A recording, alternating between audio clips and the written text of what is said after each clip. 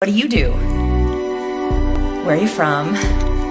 Live around here? Oh. Well, I'm gonna go get some more wine. It's great talking to you.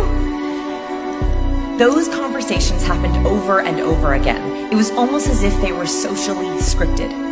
My brain was on autopilot. What we found was the worst ranked conversation starters, the ones that got the lowest ratings, the ones that produced the lowest volume, the ones that got the most leans away, worst head nods, and worst micro expressions, those were the ones that we use the most.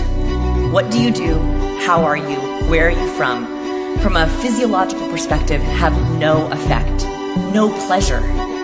So what we tried was to find conversation starters that could spark or create some kind of excitement. Can you verbally trigger dopamine? And we found that the brain is really interesting. If you ask the brain a question, it tends to look for hits and not misses. What I mean by this is if you ask someone, been busy lately? Their brain immediately looks for all the hits of been busy. They think about all the negative things that have happened, the stress, the busyness, all the bad things in their life. Whereas if you ask someone, working on anything exciting recently?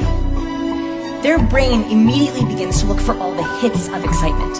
They start thinking of all the good, all the happy things, all the excitement that's going on in their own life. And that does two things. One, it creates pleasure for them. You're literally asking them to borrow excitement from other places in their life and bring it to the situation that you're in. And the other thing that it does is it makes you more memorable. Dr. John Medita found that dopamine, when it's triggered in verbal conversation, makes a mental post-it note. In other words, when you ask someone else to think of what's exciting in their life, the happy side effect is that you become more memorable.